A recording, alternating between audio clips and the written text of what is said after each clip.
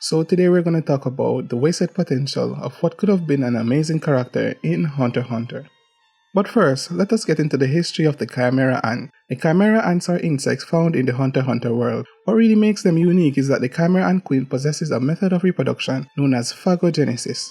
This is what makes the Chimera ant species a high-level threat if given enough time. The term phagogenesis means reproduction through devouring. By eating other creatures, the Chimera ant queen can impart the characteristics of ingested creatures onto the next generation of Chimera ant it gives birth to. For example, if the queen were to eat a ladybug, the offspring might be born with ladybug wings, and even with the ladybug's more laid-back personality, and in due time, the offspring might even unlock the memories of the ladybug that it was created through. Furthermore, if the queen devours multiple different species in a single sitting, then the offspring will have the genes and the characteristics of those multiple species mixed together.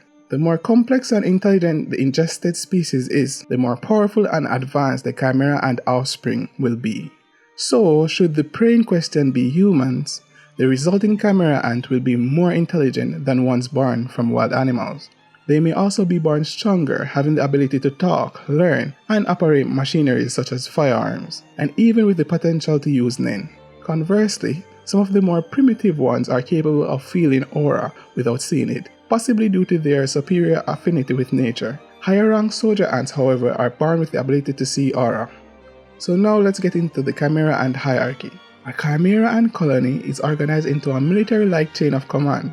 At the top of the hierarchy is the queen, who hunts on her own until she produces a sufficient amount of soldiers to procure food in her stead.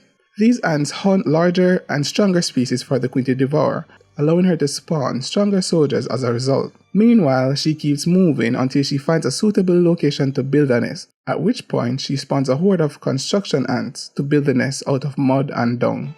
The queen will most likely remain inside this nest until her death. As the queen continues to produce more soldiers, she will divide them into 3 ranks, their numbers being inversely proportional to the degree of strength and authority. The few strongest ants become squadron leaders. The vast majority of the weaker ants become peons, who are basically combat soldiers, and judges, who are basically chore soldiers.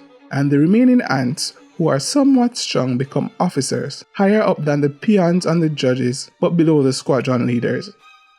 So with all that lore and backstory, today we're going to talk about the squadron leader. I bet you couldn't have guessed it. Leol, the lion sin of pride. Well, at least I think that title befits him perfectly. Leol is probably the hippest Chimera ant. He looks like a very large male lion with orange skin, tiger stripes, and a white mane.